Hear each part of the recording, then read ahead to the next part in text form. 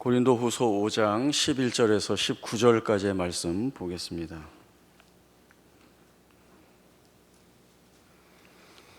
고린도후서 5장 11절부터 19절까지의 말씀 봉독합니다. 우리는 주의 두려우심을 알므로 사람들을 권면하거니와 우리가 하나님 앞에 알려졌으니 또 너희의 양심에도 알려지기를 바라노라. 우리가 다시 너희에게 자천하는 것이 아니요 오직 우리로 말미암아 자랑할 기회를 너희에게 주어 마음으로 하지 않고 외모로 자랑하는 자들에게 대답하게 하려 하는 것이라. 우리가 만일 미쳤어도 하나님을 위한 것이요 정신이 온전하여도 너희를 위한 것이니 그리스도의 사랑이 우리를 강권하시는도다. 우리가 생각하건대 한 사람이 모든 사람을 대신하여 죽었은즉 모든 사람이 죽은 것이라. 그가 모든 사람을 대신하여 죽으심은 살아있는 자들로 하여금 다시는 그들 자신을 위하여 살지 않고 오직 그들을 대신하여 죽었다가 다시 살아나신 이를 위하여 살게 하려 함이라. 그러므로 우리가 이제부터는 어떤 사람도 육신을 따라 알지 아니하노라. 비록 우리가 그리스도도 육신을 따라 알았으나 이제부터는 그같이 알지 아니하노라. 그런즉 누구든지 그리스도 안에 있으면 새로운 피조물이라. 이전 것은 지나갔으니 보라 새 것이 되었도다. 모든 것이 하나님께로서 났으며 그가 그리스도로 말미암아 우리를 자기와 화목하게 하시고 또 우리에게 화목하게 하는 직분을 주셨으니 곧 하나님께서 그리스도 안에 계시사 세상을 자기와 화목하게 하시며 그들의 죄를 그들에게 돌리지 아니하시고 화목하게 하는 말씀을 우리에게 부탁하셨느니라. 아멘. 오늘 함께 읽은 본문 말씀을 통해서 바울은 주께로부터 받은 직분에 대하여 어떠한 이해를 가지고 있는지와 그리고 고린도 교회 성도들을 어떻게 대하고 있는지 그리고 그 모습을 통해 성도로 살아가는 나는 어떤 이해와 오늘 결단을 가지고 살아야 하는지에 대한 말씀을 함께 나눠보도록 하겠습니다. 얼마 전부터 사람들은 소통, 공감이라는 말을 많이 합니다. 이전에 공감이나 소통이 없었던 것은 아닌데 요 근래 들어서 훨씬 두드러지게 많이 사용을 하고 있습니다. 또 그에 대한 고민도 많이 하고 있고요. 그래서 왜 이전과 다르게 소통이나 공감이라는 말을 많이 할까라고 생각을 해보니까 이전까지는 소통, 공감보다는 능률, 효율, 목표 달성이라고 하는 목적에 더 가치를 두고 치중하다 보니까 이러한 사람과의 소통 또 그의 감정을 함께 나누는 공감에 대해서 신경 쓸 겨를이 없었던 것으로 보여집니다. 그러나 사회 구조와 또 사회 구성원에 대한 이해가 폭넓어지고 또 그에 따른 다양한 의견들을 내다 보니까 이제는 이 영역 부분이 많이 확대되어서 그러한 나눔을 많이 하고 있는 것처럼 보여집니다. 그러나 소통과 공감이 중요하다고 해서 쉽게 되어지지는 않습니다. 예전에 사오정 시리즈처럼 서로 전달하고자 하는 내용이나 또 의도하는 방향이 서로 다르면 서로 이해할 수 없게 되고 이해하지 못하면 의도하지 않게 갈등이 만들어지게 됩니다. 사람들이 저마다의 생각이 많이 다르기 때문에 이렇게 벌어진 간극을 메꾸기가 참 어렵다는 생각도 해보게 됩니다. 그러나 생각은 다를 수 있습니다. 다르다는 것이 틀렸다고 말할 수 없습니다. 다름이라고 하는 다양성을 인정을 해야 하죠. 그러나 그러면서도 어떤 공동의 목표를 가지고 있거나 또 함께 지니고 가야 할 가치가 있다고 한다면 자기 생각을 드러내는 것보다 또 소통하기 위하여 나름의 애씀을 가지고 함께 해야 하는 것들이 사회에서나 가정에서나 또 교회 안에서나 많이 필요하다는 생각들을 해보게 됩니다. 이러한 애씀이 없으면 결국은 부딪혀서 갈등이 일어나게 되고 불협화음이 일어나게 되고 그리고 충돌하게 되면 많은 상처가 남을 수밖에 없습니다. 그래서 이런 일들을 하나하나 풀어가는 것이 마치 복잡하게 얽혀있는 실들을 푸는 것 같이 어렵지만 어렵다고 안 할 수 없고 또 포기할 수 없습니다. 열심히 애를 써서 그 모든 것들을 잘 풀어나가야 되죠. 그러려면 어떻게 해야 되겠는가? 오늘 그 답을 찾는 것이 우리의 목적입니다. 사람들이 자기 생각이나 의견을 또 느낌을 상대방에게 전달하려면 말을 해야 합니다. 그러니까 이제 언어로 해야 되죠. 그러나 이 말로 내 생각과 감정을 전달한다고 해서 내가 원하는 만큼 제대로 잘 전달할 수도 없을 때가 있습니다. 내가 하고자 하는 뜻이 왜곡되기도 하고 또는 내가 드러내고자 하는 내용들이 좀 다른 내용으로 변질되는 것처럼 보여질 수도 있기 때문에 그렇습니다. 이것은 언어가 가지고 있는 한계 때문에 그렇죠. 그러면 이 한계를 벗어나려면 어떻게 해야 되는가 하면 좀 더 많은 설명을 해야 하고 그리고 내 의견을 온전하게 바르게 잘 전달하기 위한 감정적 소모도 대단히 많이 필요하다는 생각들을 해보게 됩니다. 바울과 고린도 교회의 관계는 어땠을까요? 바울은 그 마게도냐 지역으로 올라와서 2차 전도 여행을 하고 맨 마지막으로 이 아가야 지방에 있는 고린도까지 내려오게 됩니다. 이 고린도에 도착해서 복음을 전하게 되고 그리고 그 복음을 들은 고린도 사람들이 복음을 믿어 세례를 받고 또 예수를 믿는 놀라운 부흥의 역사들이 바로 이 고린도에서 많이 일어나고 있었습니다. 바울은 이 고린도에서 1년 6개월을 머물면서 말씀을 가르치고 또 그 말씀을 함께 나누는 성도들과 함께 꽤 친밀한 영적 교제를 즐겁게 나누었을 것이라는 생각들을 해보게 됩니다. 짧지 않은 시간이었기 때문에 충분히 서로의 신앙과 삶을 나누는 기쁨들을 참 많이 누리지 않았을까라고 하는 예상을 충분하게 해보게 됩니다. 그러다가 이제 바울이 고린도 교회를 떠나게 되고 그리고 이 고린도 교회 안에 들어온 거짓 교사들의 잘못된 가르침으로 인하여서 새로운 사람들이 아니라 바울과 이 영적 교제를 나누었던 그 교회의 성도의 일부분이 바울을 비방하고 반대하면서 일어나게 됩니다. 거짓 사도라고 이야기하고 그가 전하는 말들이 다 틀렸다는 이야기를 하고 있습니다. 이들은 지금으로만 보면 가짜 뉴스 정도만 생성해서 퍼뜨리는 데 있는 것이 아니라 훨씬 적극적으로 복음을 회방하고 있는 일들을 교회 안에서 하고 있었던 것입니다. 바울이 편지도 보내고 찾아가기도 하지만 말을 해도 듣지 않고 이해하려고 해도 듣지 않으려고 합니다. 이런 상황에서 바울은 어떤 스탠스를 취해야 될까? 바울은 이렇게 풀어가고 있습니다. 복음으로 인하여 구원을 받은 사람은 종말에 대한 두려움이 없습니다. 주님이 재림하셔서 다시 모든 사람들이 주의 심판대 앞에 서 있는다 해도 그 심판에 대한 두려움은 없습니다. 왜냐하면 주님의 구원의 능력이 그를 붙들고 있기 때문에 그렇습니다. 그러면 대신 이런 질문을 할 수 있죠. 두려움이 없는 신자라고 한다면 모든 일에 두려움 없이 살아갈 수 있을까? 답은 그럴 수도 있고 그렇지 못할 수도 있습니다. 왜냐하면 나중에 이제 뒤에 나오겠지만 복음으로 인하여서 새 사람이 되고 새로운 피조물이 되었다. 주의 택함을 받은 새로운 성도가 되었다라고 한다면 두려울 것이 없습니다. 그러나 거듭난 신자가 가져야 하는 두려움이 있는데 그것은 바로 하나님에 대한 두려움을 가져야 한다는 것입니다.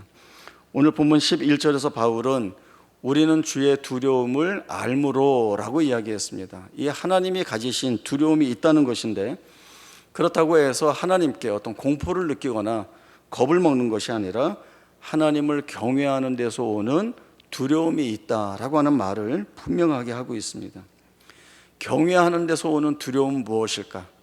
하나님은 하나님 자신을 경외하는 데에 왜 두려움을 끌어다 쓰시고 계실까?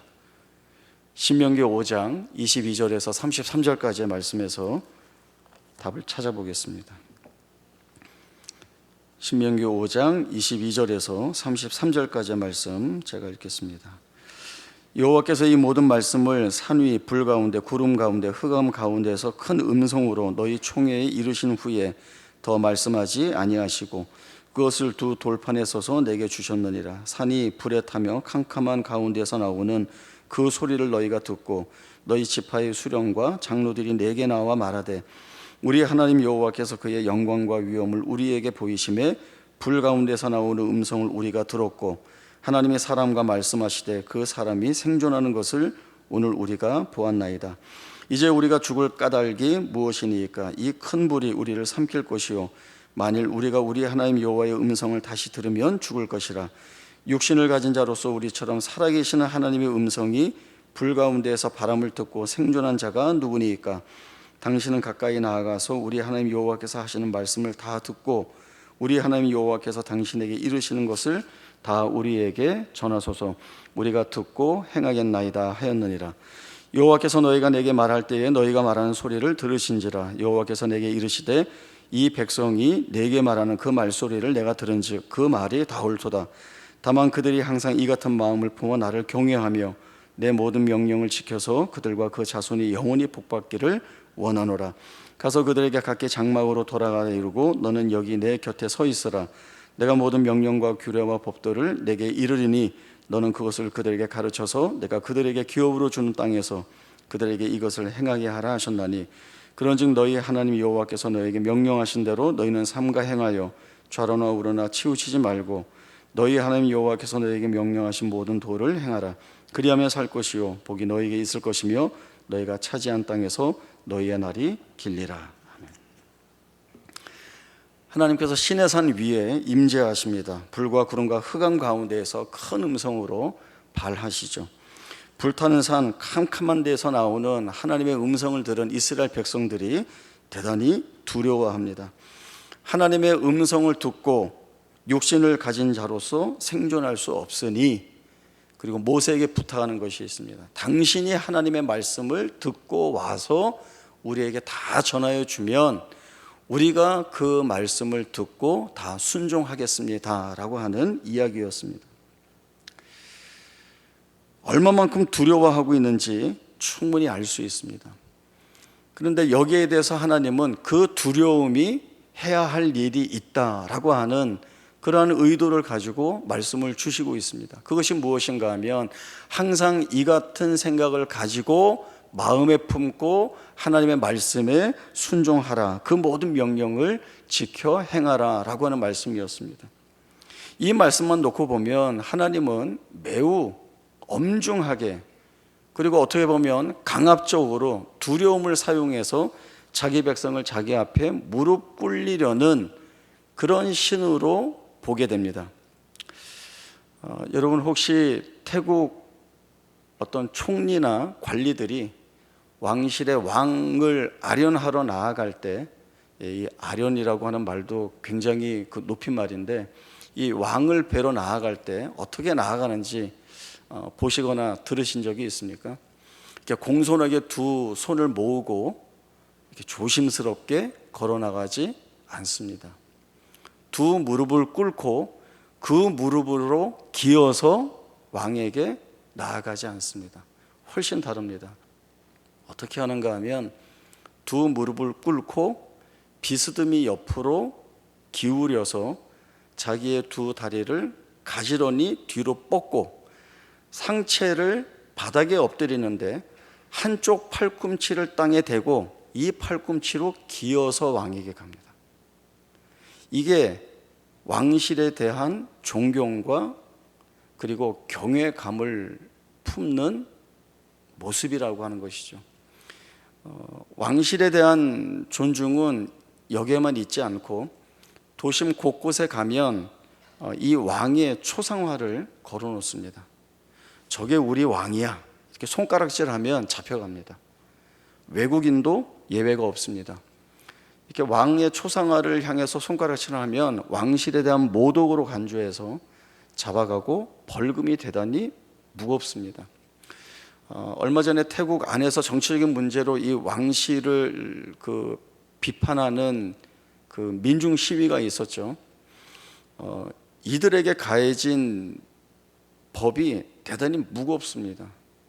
왕실을 존중해야 하고 모독할 수가 없습니다. 늘 그 왕실에 대한 경외감을 가져야 한다라고 하는 겁니다. 그러나 하나님은 이런 식의 강요로 하나님을 경외하게 하는 것이 아니라 하나님 앞에서 두려운 마음으로 경외하도록 하는 이유와 목적이 있습니다. 항상 하나님을 경외하는 마음을 품으로 하나님의 말씀에 순종하여 너희와 너희의 자손이 영원히 복받기를 원하노라 라고 하는 것이 하나님에 대한 그 두려운 경외감을 가지고 하나님 앞에 서는 자들에게 주시는 내용입니다. 그러니까 하나님 앞에서 두려움을 갖는다는 것은 겁을 먹고 무서워해라가 아니라 하나님의 베푸시는 가장 복된 자리로 끌어내시기 위한 것이라고 하는 사실을 우리에게 보여주고 있습니다. 바울은 우리는 주의 두려우심을 알기에 사람들을 권면한다 이렇게 이야기를 합니다. 권면한다는 말은 원어의 내용으로 보면 설득한다라고 하는 의미가 훨씬 큰데, 바울이 하고 있는 말은 복음으로 주의 심판을 피할 수 있다라고 하는 이 사실을 가지고 우리가 너희를 설득하고 있다라고 하는 것이죠. 바울은 자신을 비롯한 많은 주의 사역자들이 이러한 마음을 하나님 앞에서 가지고 복음을 전한다는 겁니다. 그리고 이 복음이야말로 우리를 심판에서 벗어나게 하는 하나님의 크신 은혜라고 하는 것들을 설득한다는 것이죠.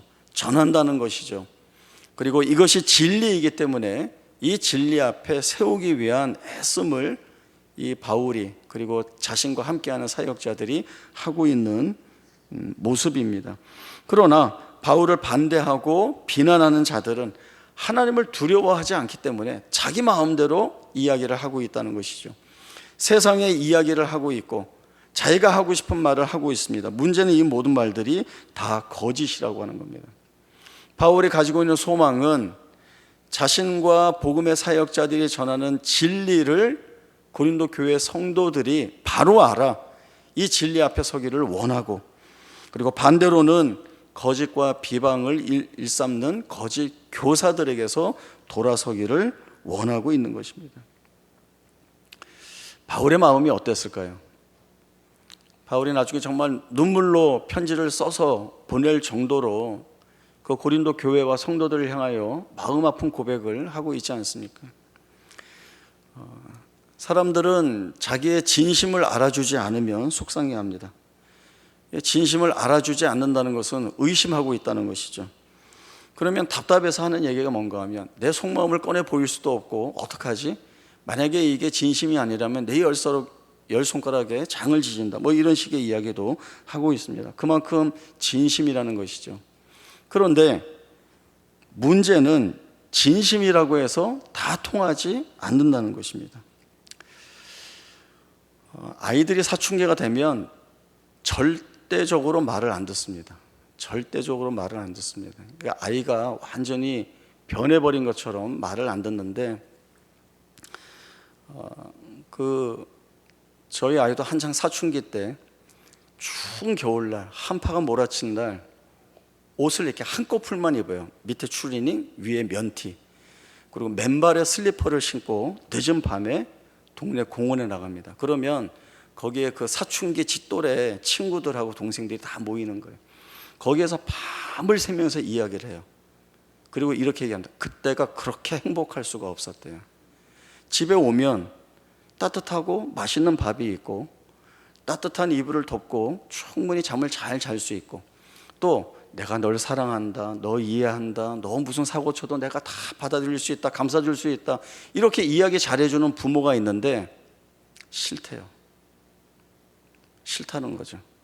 벌써 이 이건 눈에가 아니야, 눈깔에 도끼가 딱 들어가 있고, 입은 삐죽 튀어나와 있고, 어깨는 이렇게 힘을 줘서 들써 있고, 그리고 부모를 투명인간 취급합니다. 이제 한 해 한 해 지나면서 이 사춘기가 지나고, 그리고 이제 어른스러워지면서 그 얘기를 해요. 집이 싫었다고, 부모가 싫었다고. 그래서 이렇게 잘해주는 부모가 어디 있는데 왜 싫었냐, 이유나 알자 이렇게 물어봤더니 아무 이유도 없고 무조건 싫었대요. 저는 그 얘기를 들으면서 정말 사람은 부패한 본성을 지닌 죄인이구나 라고 하는 것을 충분히 깨달았습니다.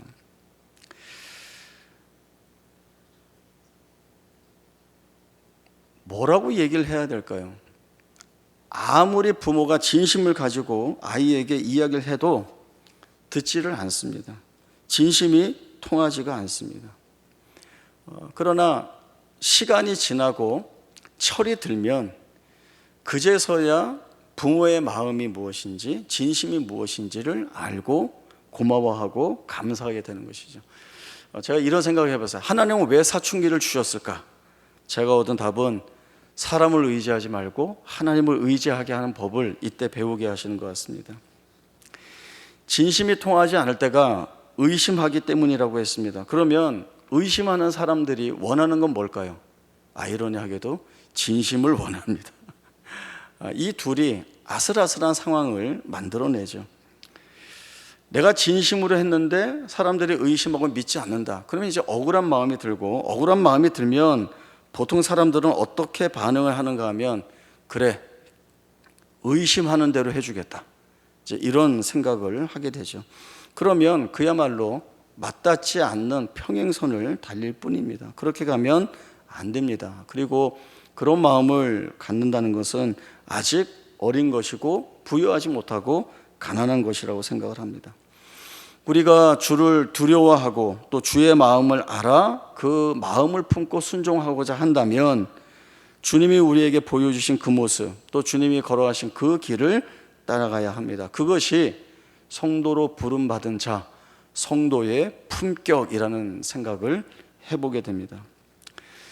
제가 근래 들어 느끼는 것은 자기 권리가 이전보다 더 많이 강화되는 때인 것 같다라고 하는 생각을 해보게 됩니다.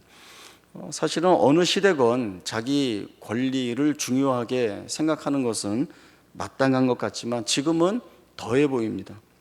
자기 권리가 침해받으면 누구도 참지 않습니다. 그러니까 어느 정도 침해받으면 그 선을 넘는 건가? 그런 거 없습니다. 조금이라도 침해받으면 지금은 사람들이 참지 않습니다. 수치를 당했다고 생각하고 모멸을 받았다고 생각하고 불이익을 받았다고 생각하기 때문에 참지 않고 싸웁니다. 제가 며칠 전에 좀 저녁 식사를 간단하게 하려고 아내와 함께 이 빵과 커피를 파는 가게에 갔습니다. 그 몇 번 자주 가는데요. 가서 빵을 고른 다음에 커피를 시키면 오래 기다려야 하니까 그 전에도 그랬어요. 직원에게 저 이제 빵을 고를 텐데 커피 2잔 미리 부탁드립니다. 그렇게 얘기하고 직원도 오케이 하고는 이제 제가 빵을 고른 다음에 결제를 하고 커피 나오는 데서 기다리는데 한참 기다려도 안 나오는 거예요. 근데 그 커피 주문 받은 직원 말고 그 매장의 매니저가 이제 결제를 했었는데 빵 결제 다 했는데 제가 안 가니까 이제 이분이 이상한 감이 들어서 저한테 혹시 커피도 시키셨어요? 그래서 예, 제가 저 직원에게 미리 아까 주문을 했었습니다 했더니 이제 여기서부터가 문제입니다. 이 매니저분이 뭐라고 얘기를 했는가 하면 저희 매장은 결제가 다 된 후에야 주문이 들어가기 때문에 아직 커피가 안 됐습니다. 여기 오셔서 결제하시면 커피를 드리겠습니다. 이렇게 얘기하는 거예요. 그래서 제가 어떻게 할게요? 시키는 대로 했습니다. 가서 카드 내고 커피 결제를 하고 기다렸다가 커피를 받아서 빵과 같이 맛있게 먹었습니다. 제가 클레임을 걸지는 않았지만 그렇다고 아쉬운 마음이 없다는 건 아닙니다. 충분히 이렇게 해도 되지 않았을까라고 하는 생각이 있습니다. 그 직원도 자기가 깜빡 잊었다는 표정을 지었어요. 이렇게 깜짝 놀라는 걸 제가 봤거든요. 그러면 그냥 인정하고 저희가 실수했습니다. 죄송합니다. 지금 결제하시면 빨리 커피 준비해서 드리도록 하겠습니다. 이렇게 하면 참 좋았을 것 같은데 그 매니저가 왜 그렇게 했을까라고 하는 이야기를 아내와 나누면서 이제 여러 시나리오를 한번 써봤죠. 실수한 자기 직원 좀 편들어 주려고, 두둔하려고 그랬나 보다. 그럴 수 있죠. 예, 충분히 그럴 수 있습니다. 그리고 이제 또 다른 저희의 시나리오는 하도 요즘 진상 손님이 많으니까 섣부르게 실수했다고 얘기하면 어떤 난리를 칠지 모르니까 실수를 인정하기가 두렵지 않았을까. 온갖 시나리오를 계속 쓰면서 이야기하다가 결론은 이렇게 내렸습니다. 그냥 우리가 잘하자. 별것 아닌 것 같지만 유효한 영향을 끼칠 수 있지 않을까. 없으면 말고, 누군가에게 좋은 영향을 끼치지 못했다면 그냥 없는 일로 지나가는 것이고, 누가 그 일을 옆에서 본다든지 아니면 겪었던 당사자들이 무언가를 느끼게 된다면 그가 그 다음에 본 것이 있으니까, 아니면 배운 것이 있게 되니까 다른 자리에서, 다른 사람들에게, 다른 조건 속에서 선한 영향력을 끼칠 수 있지 않을까. 하나님이 그 일들을 1번 은총 가운데에서 펼쳐주시지 않을까라고 하는 생각들을 해봤습니다. 목사하고 사모는 이 별것 아닌 것 같은 일을 이렇게 아주 풍성하게 의논하고 만들어냅니다. 주의 두려우심을 아는 우리가 그리스도의 사랑에 강권함을 받습니다. 강권한다는 것은 내키지 않은 것을 억지로 권한다는 거예요. 주님처럼 사랑하는 것을 강권받지만, 그러나 우리가 순종해야 하는 것은 내키지 않지만 억지로 원하는 것, 그리스도의 사랑을 너희가 행하라라고 하는 이 강권을 받는 것은 우리가 먼저 그 은혜를 입었고, 우리가 지금 그 은혜 안에서 살고 있고, 우리가 지금도 그 은혜 위에 서 있기 때문이다라고 하는 생각들을 해보게 됩니다. 바울은 이 사실에 근거하여 다시는 너희가 너희 자신을 위하여 살지 말고 너희를 위하여 죽으신 그리스도를 위하여 살라라고 하는 말씀을 명령으로 주고 있습니다. 그리스도의 사랑에 강권함을 받은 우리, 그리스도를 통하여 새로운 피조물로 거듭난 우리가 사는 삶의 모습은 세상이 보여줄 수 없는, 세상이 추구하는 것과는 다른, 그리고 세상이 우리에게 주지 못하는 답을 살아야 할 것이 분명합니다. 그 답은 바로 예수 안에 있다라고 하는 겁니다. 우리는 뭘 하든지 이렇게 승부근성이 있습니다. 지지 않으려고 하는 것들이 있죠. 지지 않으려면, 이기려면 어떻게 해야 되는가 하면 최선을 다해야 합니다. 최선을 다해야 합니다. 우리 전교인 수련회 가면 여러 가지 게임들 많이 하죠. 이렇게 골프 퍼팅 해서 누가 잘하나 이런 것도 하고, 다트 시합도 하고, 그리고 탁구도 합니다. 대충 하지 않아요. 다들 집중하고 좋은 점수가 나서 높은 순위에 올려가려고 얼마나 애를 쓰는지 모릅니다.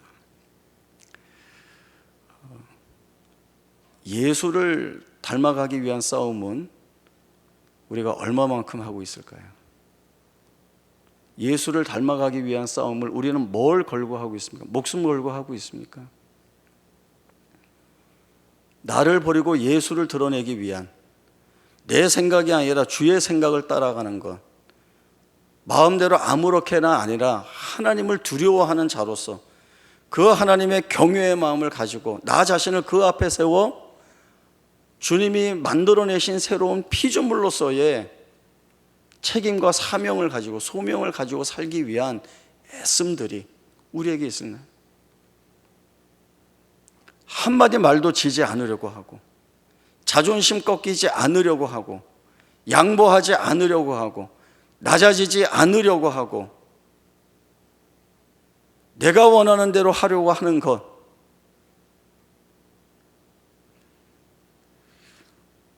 우리가 주 앞에 서 있다라고 한다면, 주께서 우리에게 명령하는 것이 무엇인지를 안다고 한다면 아는 데서 멈출 것이 아니라 그것을 우리의 삶으로 살아내야 하는 필연적 이유, 소명이 우리에게 있다는 것을 고백을 해야 합니다. 그래서 성도가 갖는 그 폭넓은 감격이 무엇인가 하면 우리야말로 고난 속에서도 찬송할 수 있고 숱한 시련과 환난 속에서도 감사할 수 있고 그리고 죽음 앞에서마저도 소망을 고백할 수 있는 것, 이것이 정말 온전한 하나님 앞에 나를 거룩한 성도로 세우는 자가 할 수 있는 귀한 고백이라는 생각을 하게 됩니다. 오늘 이 말씀을 붙들고 하나님이 우리를 성도로 부르시고 하나님의 경외하심 앞에 세우셨는데 오늘 우리가 무엇을 고민하고 무엇을 붙들어야 하는지 다시 한번 우리의 삶을 진지하게 돌아보면서 하나님을 경외하는 자가 주 앞에 올려드리는 영광스러운 삶을 살아내는 우리 모두가 될 수 있기를 바랍니다. 기도하겠습니다.